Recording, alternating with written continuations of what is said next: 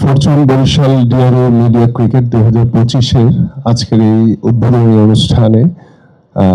সভাপতিত্ব করছেন আমাদের ঢাকা রিপোর্টার্স ইউনিটের সভাপতি জনাব আবু সালেহ আকন, এবং আমাদের এখানে উপস্থিত রয়েছেন ঢাকা ডিআরওর সাধারণ সম্পাদক জনাব মাইনুল হাসান সোহেল এবং আমাদের ক্রীড়া সম্পাদক জনাব মজিবুর ভাই সহ উপস্থিত আমাদের বিভিন্ন মিডিয়ার সাংবাদিক ভাইরা রয়েছেন এবং অল পার্টিসিপেন্টস যারা টিমগুলো রয়েছেন আমাদের বিভিন্ন মিডিয়া সেক্টরের। আমরা সবসময় দেখেছি, আমি যখন ফুটবলার হিসেবে খেলেছি তখনও আপনাদের বিভিন্ন ডিআরইউ বা আমাদের অন্যান্য যে স্পোর্টসের যে প্রোগ্রামগুলো হতো সাংবাদিক ভাইদের নিয়ে সবসময় আমি থাকার চেষ্টা করতাম।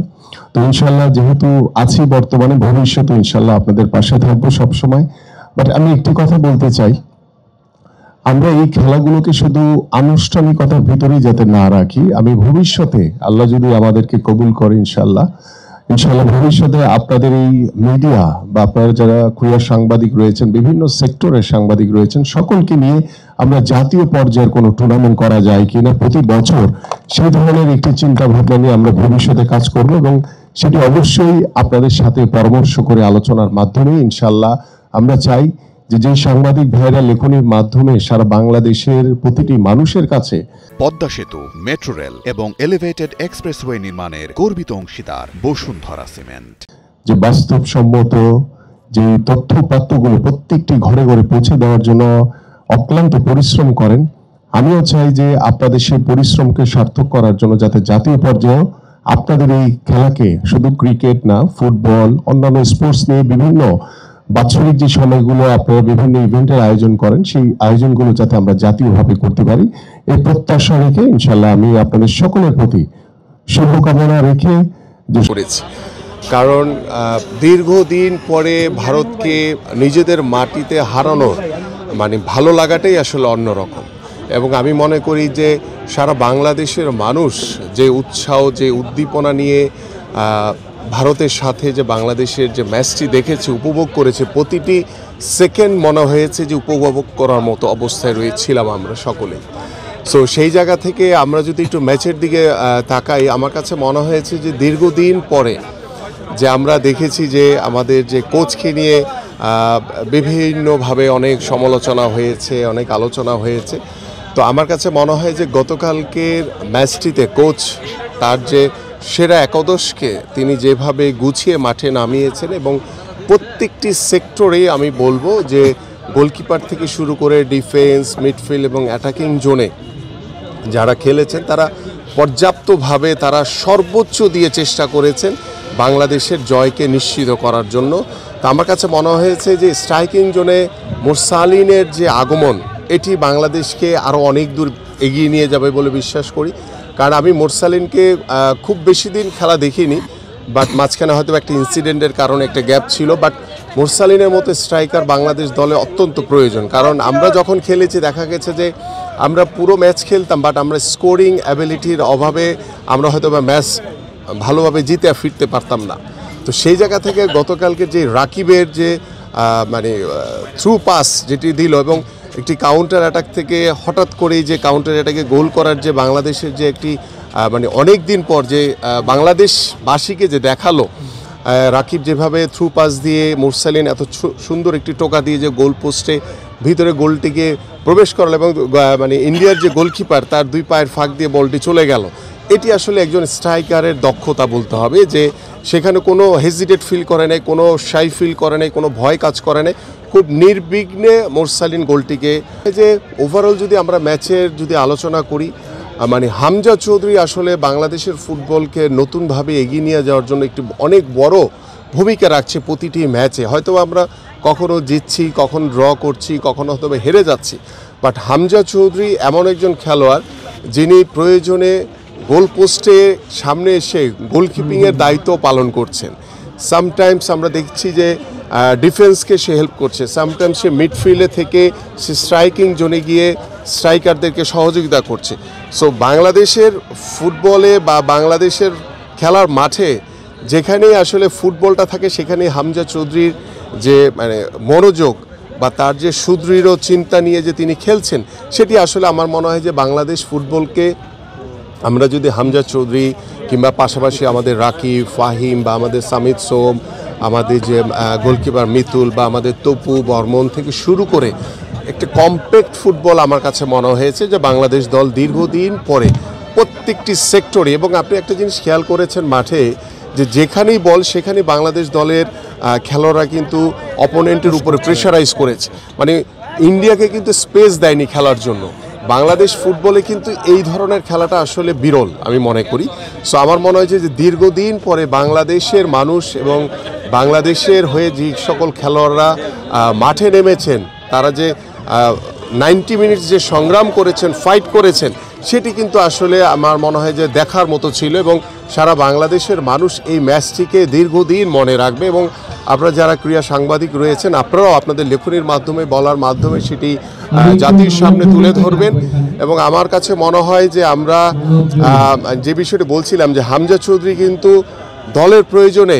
একটি মিস্টেক মিতুলের হয়েছিল, আপনাদের খেয়াল আছে, যেই বলটি হয়তো বা গোল হয়ে যেতে পারত। বাট হামজা চৌধুরীর যে তার যে বলের প্রতি যে তার মনোযোগ এবং সেই যে মানে মন থেকে দেশের জন্য দলের জন্য যে খেলছে, এটি কিন্তু ওই গোল সেফটি কিন্তু বোঝা যায়। সে কিন্তু হয়তো ওইভাবে এফোর্ট না দিলেও পারতো, কিন্তু সে কিন্তু সর্বোচ্চ চেষ্টা করেছে যে মিতুল যখন গোলপোস্টে নাই তখন ওই বলটিকে সেভ করার জন্য সে কিন্তু ওই যে ফুটবলার ছিল ইন্ডিয়ার, তার সাথে আই কন্ট্যাক্ট করে বলটা যখন সে ইন্ডিয়ার ফুটবলার পুশ করলো, তখন কিন্তু সেই আই কন্ট্যাক্টের মাধ্যমে সে বলটিকে রিচ করলো, এবং সে যেভাবে হেড দিয়ে বলটিকে বাইরে পাঠিয়ে দিল, ওই গোলটি যদি হয়ে যেত তাহলে কিন্তু রেজাল্ট অন্যরকম হতে পারতো। সো আলহামদুলিল্লাহ যে হামজা চৌধুরীর অসাধারণ যে ভূমিকার মাধ্যমে আমরা বাংলাদেশ দল দীর্ঘদিন পরে ভারতের সাথে যে আমরা ভালো ফুটবল ম্যাচ খেলেছি, এটি আমাদেরকে অনেক দূর এগিয়ে নিয়ে যাবে। বাট একটি কথা বলতে হয় যে ভারতের ফুটবলের হয়তো বা দীর্ঘদিন ধরে তারা কিন্তু একটা স্ট্রাকচার মেনটেন করে আগাচ্ছে, বাট আমার কাছে মনে হয় যে আমরা ভারতকে হারিয়েছি, বাট আমাদের আগামীর ফুটবলের জন্য যে আমাদের একটা পরিকল্পনা নিয়ে আগানো দরকার বা একটা স্ট্রাকচার দাঁড় করানো দরকার, এই বিষয়টা নিয়ে কিন্তু আমাদের মনে হয় যে শুধু একটি ম্যাচকে ধারণ করেই কিন্তু আমরা সামনের দিকে এগিয়ে যেতে পারবো না। আমাদের সামনের দিকে এগোনোর জন্য আমাদের প্রতিটি ম্যাচ, প্রতিটি মুহূর্ত, মানে on the field, of the field, সব জায়গাতেই কিন্তু আমাদের কাজ করাটা খুব জরুরি। সো আমার মনে হয় যে ভবিষ্যতের জন্য আমাদের এই ম্যাচটি আমাদেরকে অনেক বেশি অনুপ্রেরণা যোগাবে, এবং আগামীতে যাতে আমরা বাংলাদেশ ফুটবল টিম,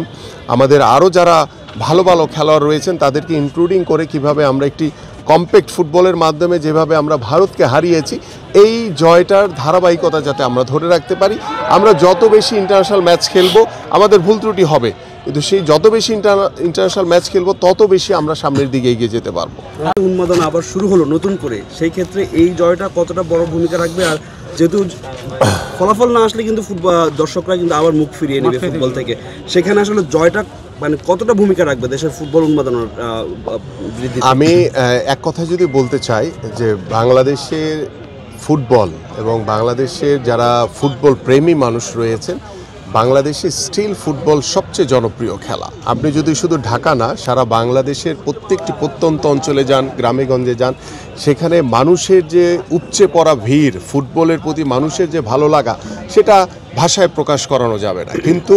আমাদের হয়তোবা ইন্টারন্যাশনালি আমরা হয়তোবা ভালো রেজাল্ট অনেক সময় করতে পারি না, যার কারণে হয়তোবা আমাদের দর্শকরা অনেক সময় মুখ ফিরিয়ে নেয়। বাট ফুটবলকে সবাই ভালোবাসে। বাট আমি দৃঢ়ভাবে বিশ্বাস করি যে ইন্ডিয়ার সাথে যেই বাংলাদেশ ফুটবল টিম যে ম্যাচটি খেলেছে, এটিকে আমরা উপলক্ষ করে, এটিকে ধারণ করে আমাদের ফুটবলের যে ঘরোয়া যে ফুটবলটা আছে সেটাকে আরও বেশি মানে ভালো কিছু করা যায় কিনা, বিশেষ করে আমাদের প্রত্যেকটি জেলা, উপজেলা, বিভাগীয় শহরে আমাদের যে বিগত সময়ে আমরা দেখেছি শেরবাংলা কাপ, সরওয়ার্দী কাপ বা বিভিন্ন ইন্টার স্কুল ফুটবল বা বিভিন্ন বিভাগীয় ফুটবল টুর্নামেন্ট হতে, যেখান থেকে আমাদের অনেক ফুটবলাররা বের হয়ে আসতো, তো সেই ফুটবলের পাইপলাইনটা কিন্তু অনেকটাই আসলে কিন্তু কমে গেছে। সো আমার কাছে মনে হয় যে একটি ম্যাচকে ধারণ করে আমরা অনেক দূর এগিয়ে যেতে পারি যদি আমরা ঘরোয়া ফুটবলটাকে যদি আরও অনেক বেশি গুছিয়ে পরিকল্পনা মাফিক যদি আমরা খেলতে পারি, তাহলে আমার মনে হয় যে আমরা এই ইন্ডিয়ার সাথে যে ম্যাচটি আমরা জিতেছি সেটাকে ধরে ধারণ করে আমরা অনেক দূর এগিয়ে যাওয়া, এবং বাংলাদেশের মানুষের এক্সপেকটেশন কিন্তু এখন অনেক বেড়ে গেছে। সো ইন্ডিয়াকে যেহেতু আমরা হারাতে পেরেছি, কারণ ইন্ডিয়া কিন্তু বাংলাদেশের যদি র্যাঙ্কিংয়ের দিকে তাকান, ইন্ডিয়া অনেক দূর এগিয়ে আছে, বাট সেই আমাদের যে বেটার র্যাঙ্কিংয়ে থাকা সত্ত্বেও বাংলাদেশ ফুটবল টিম গতকালকে নিজ মাঠে যেভাবে ফুটবল খেলেছে সেটি সারা বাংলাদেশের মানুষ অনেক দিন মনে রাখবে, এবং আমি মনে করি এই মনে রাখার ভিতরেও আরও এমন কিছু চমক, এমন কিছু রেজাল্ট বাংলাদেশ ফুটবল দল অর্জন করবে যেটা নিয়ে আমরা অনেক দূর এগিয়ে যেতে পারবো। এই খেলাটা নিয়ে একটু যদি বলেন আজকে। ওয়েল, আসলে ফুটবল, ক্রিকেট বা যে কোনো খেলাই হোক, আমরা চাই যে আপনারা যারা ক্রীড়া সাংবাদিক বা যারা সাংবাদিকতার মাধ্যমে আপনাদের লিখনির মাধ্যমে সারা বাংলাদেশের মানুষের কাছে তথ্যপাত্রগুলো, বাস্তবসম্মত সংবাদগুলো পৌঁছে দেন, তো আপনাদেরও কিন্তু আসলে আমি মনে করি যে শুধু শারীরিক চর্চা না, আপনাদেরও বিনোদনের জন্য আমরা বিশ্বাস করি যে ভবিষ্যতে যে আপনাদের এই ধরনের ডিআরইউর যে ক্রিকেট টুর্নামেন্ট, এই টুর্নামেন্টগুলোকে আমরা জাতীয় পর্যায়ে আপনাদের সকলের অংশগ্রহণে আমরা একটি আন্তর্জাতিকভাবে বা আমরা বাংলাদেশের জাতীয় পর্যায়ে যাতে আমরা এই ধরনের টুর্নামেন্টগুলো ভবিষ্যতে আয়োজন করতে পারি, সেই বিষয়ে ইনশাল্লাহ আমাদের ভবিষ্যতে কর্মপরিকল্পনা থাকবে। ভাই, এটা আমি একটু দলীয়ভাবে আপনি জিজ্ঞেস করতে চাই যে আপনার হচ্ছে ভাইয়া বারবার বলছিলেন, বলেন। আমি বলি এখন আবার আপনার হচ্ছে এই কালকের একটা জয়ে তারেক রহমান সাহেব দলীয়ভাবে এই জয়টাকে কিভাবে দেখছেন, কালকের জয়টাকে? আসলে ফুটবল আমাদের বাংলাদেশের খেলা, এটা আসলে কোনো দলের খেলা নয়, বাট আমাদের মাননীয় ভারপ্রাপ্ত চেয়ারম্যান জনাব তারেক রহমান খেলাধুলাকে অসম্ভব পছন্দ করেন, এবং পারিবারিকভাবেই আমাদের দেশনেত্রী বেগম খালেদা জিয়া এবং আমাদের যে ভাবি রয়েছেন জুবাইদা রহমান এবং তার যে সুযোগ্য কন্যা রয়েছে জাইমা রহমান, প্রত্যেকেই ক্রীড়ামোদী এবং প্রত্যেকেই বাংলাদেশের ভবিষ্যৎ ক্রীড়াঙ্গনকে এগিয়ে দেওয়ার জন্য বাংলাদেশের ক্রীড়াঙ্গন নিয়ে যে স্বপ্ন, যে কর্মপরিকল্পনা তারা করছেন, সেটি আমরা আশা করি যে খুব শীঘ্রই আপনারা দেখতে পাবেন। এবং আমরা বিশ্বাস করি যে আমাদের মাননীয় ভারপ্রাপ্ত চেয়ারম্যান জনাব তারেক রহমানের নেতৃত্বে আগামীর যে ক্রীড়াঙ্গন হবে সেটা বাংলাদেশের প্রত্যেকটি সাধারণ মানুষের জন্য সেটি অনেক বেশি উৎসবমুখর এবং অনেক বেশি প্রত্যাশার একটি জায়গা তৈরি করবে। এবং আমরা সবসময় বাংলাদেশ, সেটা ফুটবল হোক, সেটা ক্রিকেট হোক, অন্যান্য যে কোনো খেলাই হোক, আমরা একটি কথা সবসময় বলি, আমাদের মাননীয় ভারপ্রাপ্ত চেয়ারম্যান সবসময় একটি কথা বলেন যে আমরা দলমত নির্বিশেষে সব কিছুর ঊর্ধ্বে গিয়ে সবার আগে আমাদের বাংলাদেশ, সেই সবার আগে বাংলাদেশকে নিয়ে আমরা প্রতিটি মুহূর্তে বাংলাদেশের ক্রীড়াঙ্গন, বাংলাদেশের স্পোর্টসকে নিয়ে আমরা কাজ করতে চাই। প্রথমত হচ্ছে যে আপনি যে 2003 সালের যে সাব ফুটবলের টিম আর বর্তমান যে ফুটবল টিম, দুটির ভিতরে একটি পার্থক্যের কথা বলেছেন। আসলে এটি নিয়ে পার্থক্য করাটা ভেরি টাফ, কারণ আমাদের 2003 সালের সাব ফুটবল টিমও কিন্তু বাংলাদেশের ইতিহাসে একটি বেস্ট পারফর্মার একটি টিম ছিল আমাদের, এবং দলীয় যে আমাদের যে কমিটমেন্ট ছিল বাংলাদেশ দলের, সেটি অত্যন্ত অসাধারণ ছিল। এবং আমরা ওই প্রতিটি ম্যাচকেই আমরা এনজয় করেছি, প্রতিটি ম্যাচকেই সর্বোচ্চ এফোর্ট দিয়ে আমরা ফাইনাল ম্যাচে গিয়ে মালদ্বীপকে আমরা হারিয়ে আমরা চ্যাম্পিয়নশিপ অর্জন করেছি। বাট বর্তমান দলেও আমার কাছে মনে হয় যে আমরা হামজা চৌধুরী, আমাদের সামিত সোম বা আমাদের যে অন্যান্য যারা বাংলাদেশি যারা বংশোদ্ভূত বিদেশে অবস্থান করে, তাদের যে সমন্বয়ে বাংলাদেশ দল কিন্তু আমি মনে করি যে গতকালকের ম্যাচ দেখে আমাকে মনে হয়েছে যে অনেক সময় দেখা গেছে যে আমরা যখন খেলেছি যে আমরা অনেক সময় অপোনেন্টের উপরে প্রেশারাইজ করতে পারতাম না, হয়তো বা আমরা সেই জায়গাগুলো থেকে আমার কাছে মনে হয়েছে গতকালকে খেলা দেখে যে ইন্ডিয়াকে বাংলাদেশ দল কোনো স্পেস দেয়নি, যে যখনই ইন্ডিয়ার পায়ে বল ছিল তখন ইন্ডিয়ার পায়ের কাছ থেকে কিভাবে বলটি ছিনিয়ে নেওয়া যায় সেই চেষ্টাটা আমাদের প্রত্যেকটি খেলোয়াড় সর্বোচ্চভাবে এফোর্ট দিয়ে তারা গতকালকের ম্যাচে করেছে, যার কারণেই কিন্তু আমরা এক গোলে এগিয়ে থেকে আমরা কিন্তু মাঠ থেকে 5 মিনিটস পর্যন্ত খেলা হয়েছে, আমরা সেই ম্যাচ জয় নিয়ে কিন্তু আমরা মাঠ ছাড়তে পেরেছি। তো সব কিছু মিলিয়ে আমার কাছে মনে হয় যে বোথ টিমই তাদের যেই সময়ের সময় তারা বেস্ট পারফর্মার ছিল। সো এই বিষয়টা ডেফিনেটলি আমার কাছে মনে হয় যে আমরা দুটি দলকে এগিয়ে রাখবো, তারা দুই দলেই আমরা যখনই বাংলাদেশের জন্য খেলি তখনই কিন্তু বাংলাদেশের জন্য সর্বোচ্চ এফোর্ট দিয়ে খেলার চেষ্টা করি। এই বিষয়টি আমি আসলে আপনার সাথে শতভাগ একমত। আমার কাছে মনে হয় যে আমাদের আগামী মার্চের আগে যেহেতু কোনো ইন্টারন্যাশনাল ম্যাচ নেই, বাট আমি বাফুফের কাছে আহ্বান করব যে আপনারা ঘরোয়াভাবে হোক বা আন্তর্জাতিকভাবেই হোক আপনাদের কিছু প্রীতি ম্যাচ, কিছু প্রীতি ফুটবল টুর্নামেন্টের মাধ্যমে যদি আমাদের খেলোয়াড়দের ভিতরে আন্তর্জাতিক ম্যাচের যে চর্চাটা সেটা যদি আমরা রাখতে পারি, সেটা আমাদের জন্য একটি ভালো একটি দিক বয়ে আনবে। কারণ আমাদের যদি একটি দীর্ঘ গ্যাপ হয়ে যায়, যেটি হয় আমাদের দেশে, যে আমরা দীর্ঘদিন ইন্টারন্যাশনাল ম্যাচ খেলি না। এই ম্যাচ না খেলার কারণে কিন্তু আমাদের যে খেলোয়াড়দের যে মানসিকতা বা ইন্টারন্যাশনাল ম্যাচ খেলার যে একটি প্রবণতাটা অ্যাডভান্টেজ, এটি কিন্তু আসলে আমরা অনেক সময় হারিয়ে ফেলি। তা আমার সেই জায়গায় মনে হয় যে আমরা ঘরোয়াভাবে হোক বা আন্তর্জাতিকভাবে হোক আমাদের বিভিন্ন ফ্রেন্ডলি টুর্নামেন্ট আমরা করতে পারি, ফ্রেন্ডলি ম্যাচ করতে পারি আন্তর্জাতিকভাবে, যে ম্যাচের মাধ্যমে আমরা আমাদের খেলোয়াড়দেরকে একটি